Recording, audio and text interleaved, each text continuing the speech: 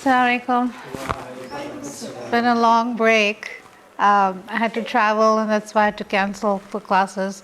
I did try to send a message. I hope that whoever was able to read it remembered my father in their du'as. He's not doing well. So, inshallah, we'll begin today. Bismillah, walhamdulillah, wa salatu wa salam ala rasulillah wal ba'd. رب اشرح لي صدري ويسر لي أمري واحلل عقدة من لساني يفقهوا قولي. We've done 4 names so far of Allah subhanahu wa ta'ala. We've done Allah, we've done Ar-Rahman, we've done Ar-Rahim, we've done Al-Malik, and today we're going to do Al-Quddus. Does anybody have any idea of what might be the meaning of Al-Quddus? I think we said sometimes we read it on at-tasbih, sometimes we read it in sujood. Does anybody have an idea of what it means? So linguistically, if only I can remember to do both at the same time. Okay, so linguistically it has 2 meanings. Okay, the first is purity, and the second is blessed. So as far as purity is concerned, it's actually the superlative form of pure.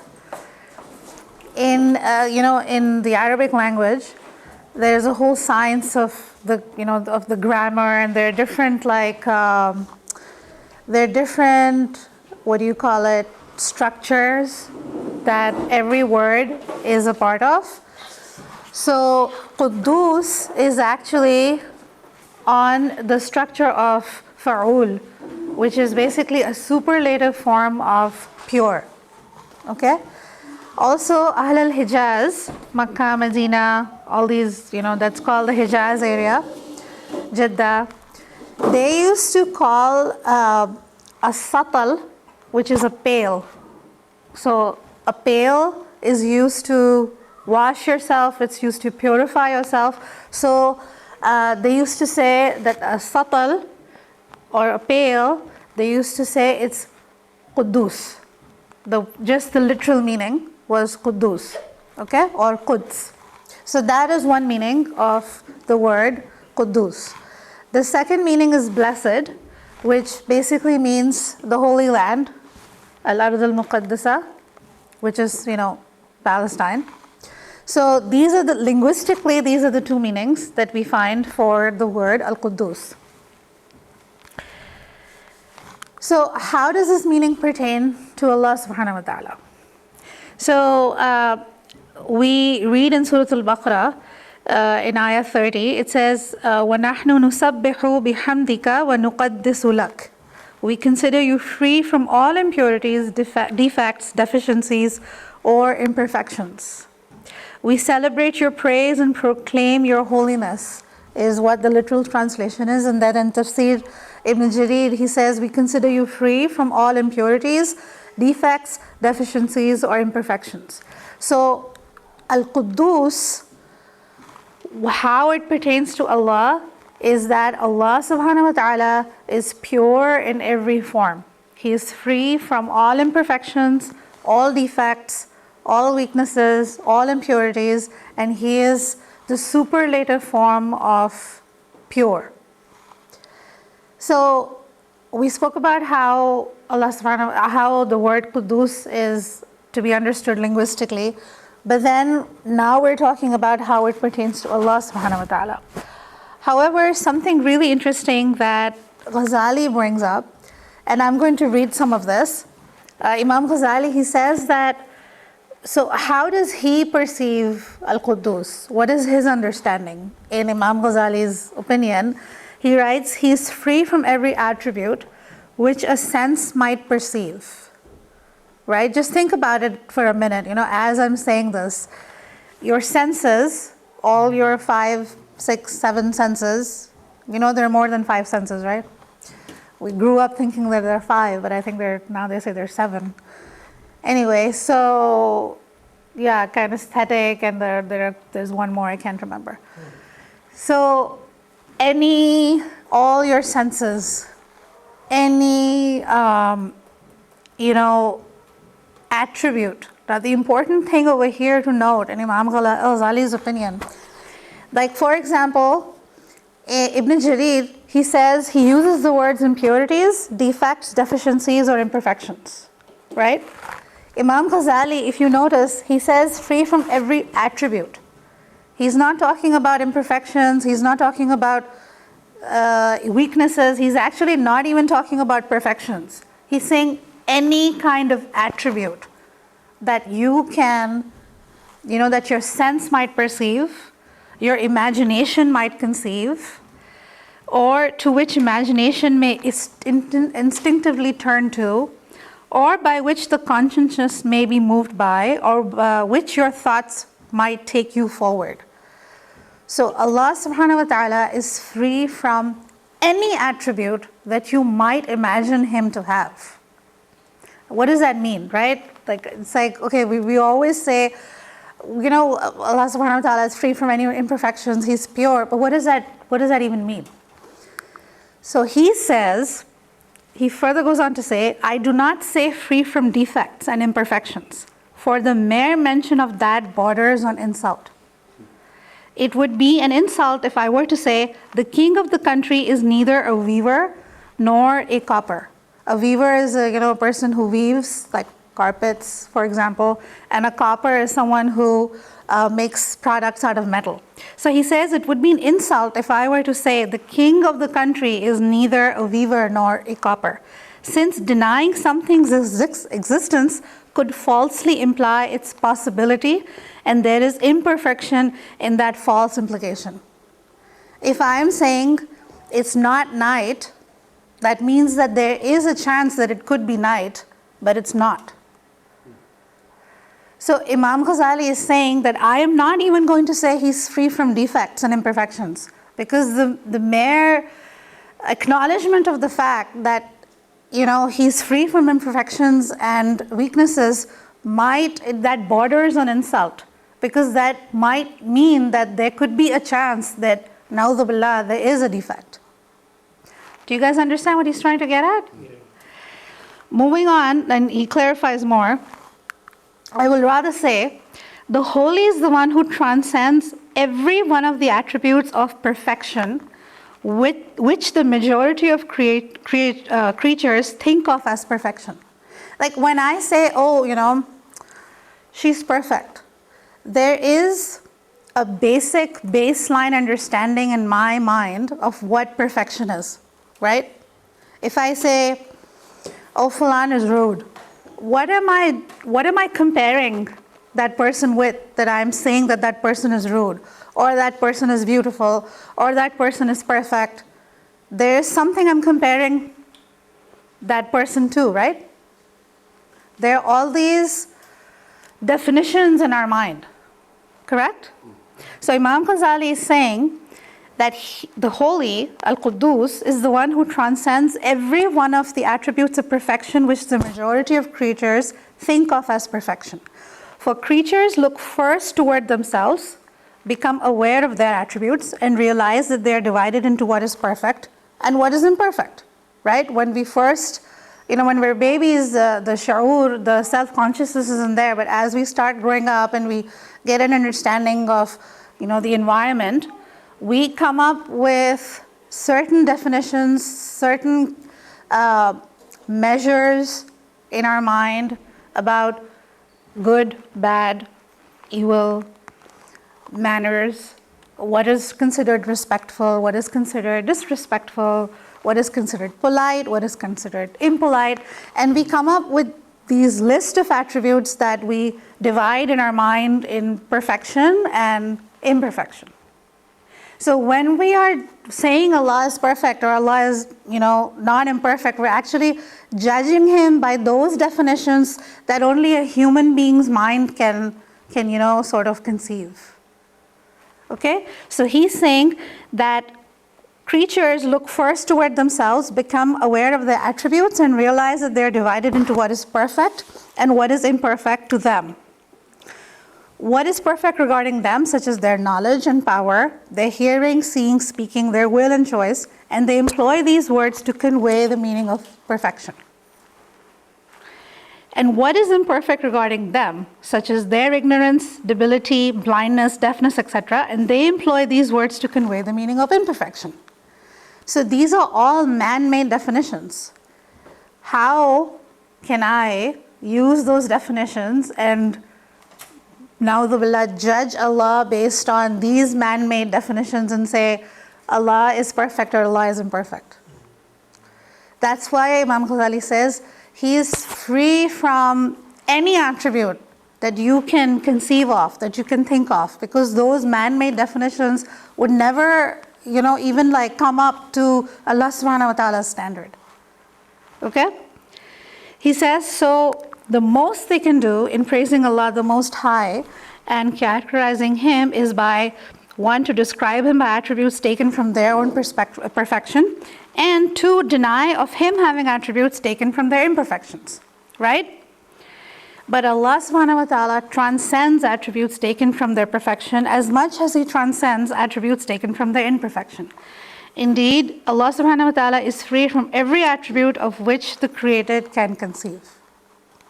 That was his quoted text.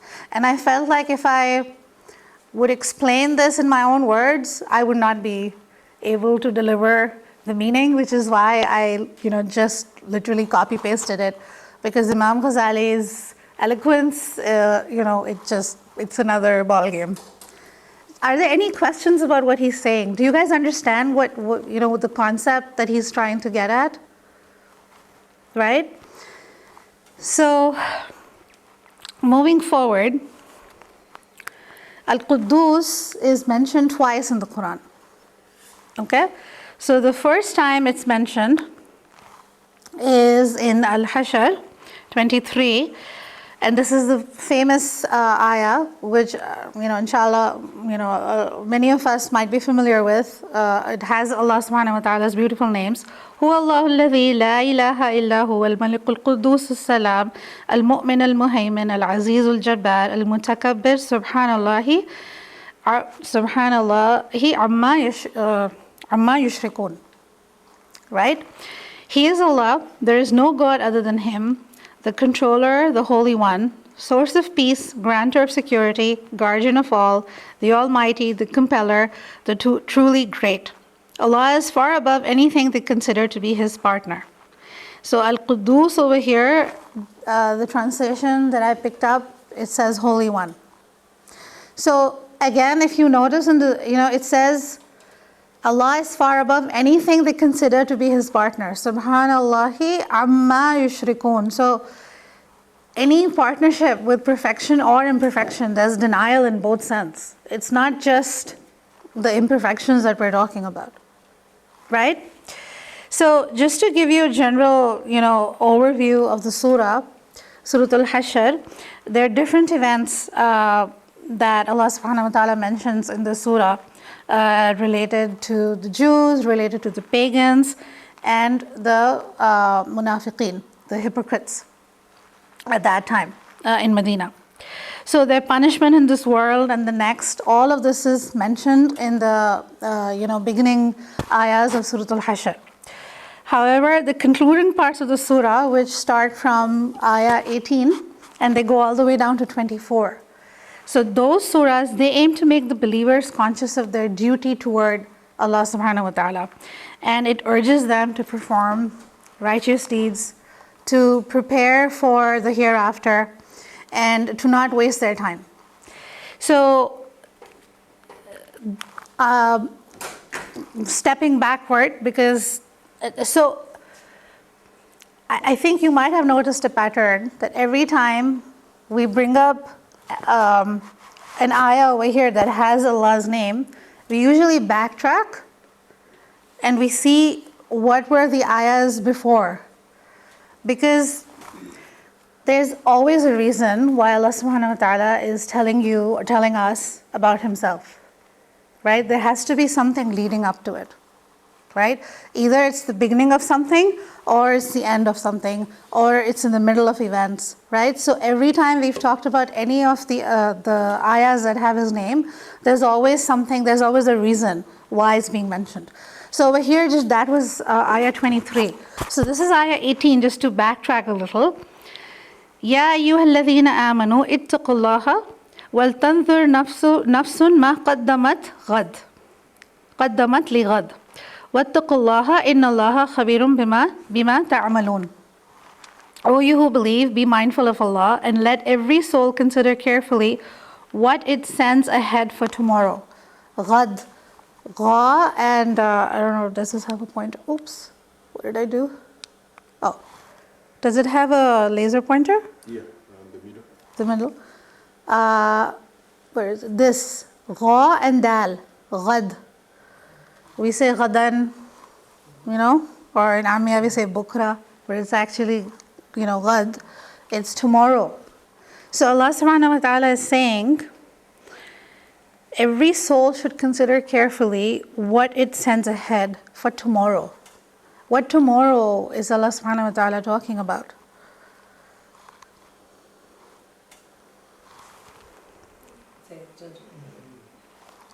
Day of Judgment, right? So that's like the day after today. What are you guys doing tomorrow?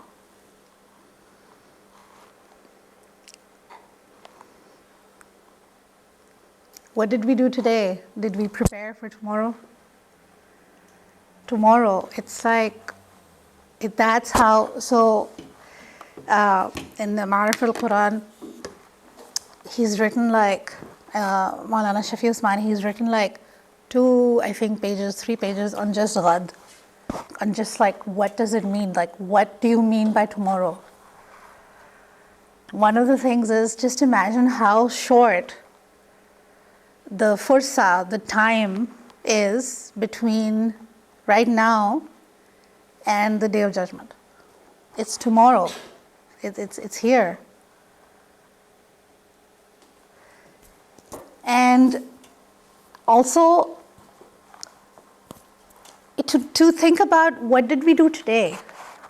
For example, once a person dies, that's it, right? The mini qiyamah is already hasal, So if we die right now, what did we do today that we've sent forth for tomorrow, for ghad? Just, let's take 30 seconds, everybody. Obviously don't need to share. But did we do anything today? Am I ready to meet Allah subhanahu wa ta'ala tomorrow? Am I ready? Are you ready, Hanan? No, right? You know what I mean? It's like, that's how close it is. What did we do today? And are we ready to meet our Lord tomorrow? Because that's how small this fursa is. And, the other thing that Maulana Shafi Usmani talks about is that, it's how, it's tomorrow and how quickly this life will pass. That once we're there, we're going to think that, there's an ayah too, the life is going to seem like so short, and right now it feels like, we're living it, okay, but the passage of time, even for us, I have no idea where 2022 went, guys. I feel like it's not even there, in my, when I'm thinking about something, or when I'm trying to figure out which month I'm in, I'm like, wait, I don't know what happened. So even if you think about it, the progression of time is getting and that's one of the signs of the Day of Judgment, that the passage of time is going to move quicker. So it's not too far off. And the other thing, very important in this ayah that we spoke about, ayah 18, ittaqullah has been mentioned twice. In just one ayah, Allah subhanahu wa ta'ala mentions fear Allah twice, in the same sentence, literally. Why, just if you just think about it, why do you think he says, ittaqullah, And then it says, wattaqullah. Twice he's talked about fearing Allah.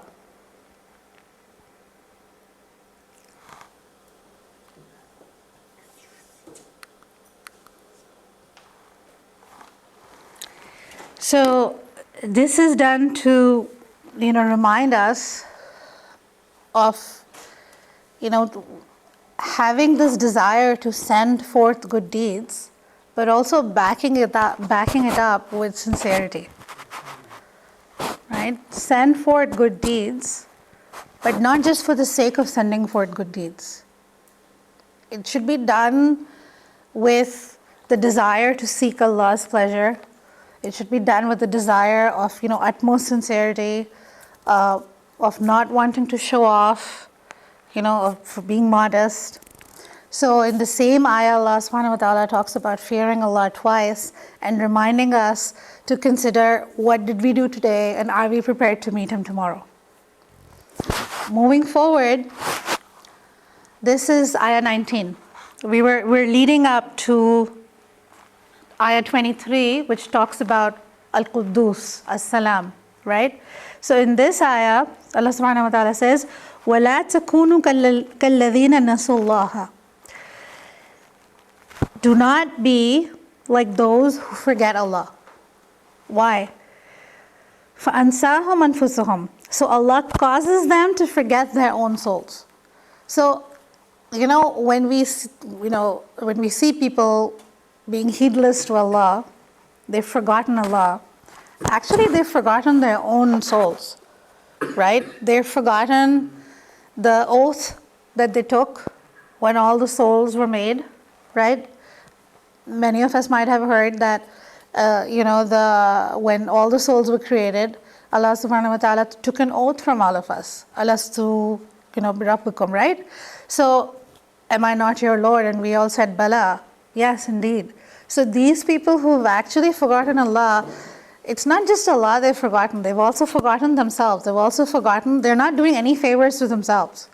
You know how when we talk to our children, we say, you're not doing any favor to yourself by not eating properly or by, snacking too much or by, playing too much video game or having too much screen time. It's not like, I'm not asking you not to do these things because I get a kick out of stopping you from doing all these things. It's because it's not good for you. I'm trying to look out for you. Help me help you, right? So it's literally the same thing. So Allah causes them to forget their own souls. And Ulaika humul fasiqun. Indeed, they are the rebellion ones. The ones who've forgotten Allah, they've actually rebelled against their own souls because they've forgotten that there's going to be a time when they're going to have to give accountability for everything. And then 21, لو أنزلنا هذا القرآن على جبل لرأيتها خاشعا. Had we sent down this Quran upon a mountain, you would have certainly seen it humbled and torn apart. In awe of Allah. We set forth such comparison for people, so perhaps they may reflect. لَعَلَّهُمْ يَتَفَكَّرُونَ. A mountain, it's like in the Thanksgiving break, Maria, we went to Colorado, right? And we went snow tubing and these huge, large mountains. Can you imagine those mountains if the Quran had been revealed on a mountain? The mountain would have just been torn apart because it would have been in awe of Allah subhanahu wa ta'ala's power, right? So why would, who deserves, when are we in awe of someone? When we are so impressed by someone's personality or the way they talk or something, we become in awe by them. We don't know what to say, we fumble, we don't know how to sort of a fangirl moment we have or a fanboy moment we have. We're like, we don't know what to do. So just imagine who's the most deserving to be in awe of? And right after this ayah, Allah subhanahu wa ta'ala goes back to this one. Right after this is 20, that was 20, this is 21. So Allah subhanahu wa ta'ala, you see the leading up. He talks about, Allah subhanahu wa ta'ala talks about in ayah 18, Allah subhanahu wa ta'ala talks about what have you prepared? You're going to be meeting him, right? Then Allah subhanahu wa ta'ala talks about people who've forgotten that they're going to meet him. Then Allah subhanahu wa ta'ala says, do you know who you're going to meet? You're going to meet the one who, had he revealed the Quran on a mountain, the mountain would have been torn apart and just gone up into, like smoke because of awe of him. And who is he? He is Hu Allah alladhi la ilaha illahu al-Malik al-Quddus al-Salam al-Mu'min al-Muhaymin al-Aziz al-Jabbar al-Mutakabbir subhanallahi amma yushrikun. You see the lead up to this? So, next time, like Surah Al-Hashr, this ayah 21, I think that it's, we come across it quite often. But this is almost like there's a whole like backstory, to why this ayah is being revealed at this moment. So the second place because remember I said that there are two places where Al-Quddus is mentioned. So this is one, and then this is the other place. يُسَبِّحُ لِلَّهِ مَا فِي السَّمَاوَاتِ وَمَا فِي الْأَرْضِ الْمَلِكُ الْقُدُّوسُ الْعَزِيزُ الْحَكِيمُ. Everything in the heavens and earth glorifies God, the controller, the Holy One, the Almighty, the Wise. So, the second place where Allah's name is mentioned. So everything glorifies Allah. Every single particle that Allah has created bears testimony of His greatness. So what about us? Right? When everything in the heavens and the earth is, yusabbihu bihamdika, right? Wa nusaddiqu lak. Everything in the environment, everything in the universe is actually worshipping Allah subhanahu wa ta'ala. So even, like small things like, there's a rhyme and reason to everything. Like my kids sometimes they ask me, why they create mosquitoes, or like why did Allah subhanahu wa ta'ala create a lizard? I mean, I don't know. Like lizards eat mosquitoes for one.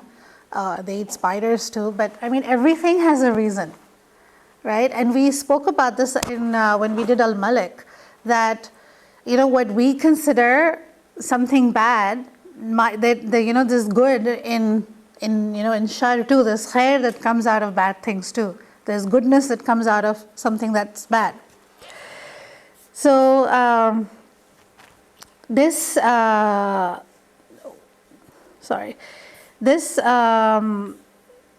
something, a little small interesting thing I read in the tafsir was that surahs that they usually start with sabbaha or yusabbihu. These surahs are called musabbihat. So most musabbihat use the past tense sabbaha. Sabbaha, he glorified. Except Surah Jummah and Surah Taghabun. They use the present tense of yusabbihu. See, that's Surah Al-Jummah. Surah Al-Jummah and Surah Al-Taghabun, they use they use this tense, yusabbihu. All other surahs that have, that are called musabbihat, they use the tense sabbaha, past tense, he glorified. But these two surahs, they use the term yusabbihu, which is a present continuous tense. So, continuously glorifying Allah, continuously praising Him of His purity.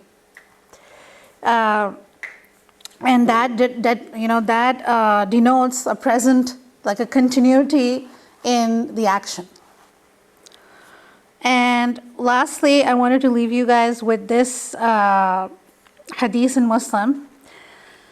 Aisha radiallahu anha, she reported that the Messenger sallallahu alaihi wasallam used to pronounce while bowing and prostrating himself, Subuhun Quddusun Rabbul Malaikati wa Ruh. When we make ruku'ah, when we make sujood, we can actually use Allah's name and call upon Him during Salah in this way. I'm sorry, I keep forgetting to move this forward. So usually we end our class with, using some kind of a dua that we can use Allah subhanahu wa ta'ala's name in. So this I felt might be a little relevant because we can say this, whenever we're praying. Subuhun Qudusun Rabbul Malaikati wa Ruh. Rasulullah sallallahu alaihi wasallam, as reported by Aisha radhiyallahu anha, he used to say this when he was making ruku and sujood. But what I would urge all of us to do is when you are saying, Quddus, then think about all the things we spoke about today, about Allah subhanahu wa ta'ala transcending like all all attributes that you can imagine, and the ayah that really talked about what are we ready to meet Al-Quddus, and what have we set forward for tomorrow, and also just the fact that to be in awe of Al-Quddus. Just remember that what would happen to the mountain, if just the Quran was revealed on the mountain. I try to keep these classes one name at a time so that it's short, because I'm not. Somebody was asking, Imam Farhan was like, why are your classes so short? I said, because I want to go on quality and not quantity. I want to do small doses, and I'm fine with like even having like a small khatra, because I just want to leave you leave us with just something to think about for the whole week. So that's all I have, guys. سبحانك اللهم وبحمدك نشهد أن لا إله إلا أنت نستغفرك ونتوب إليك. السلام عليكم ورحمة الله وبركاته.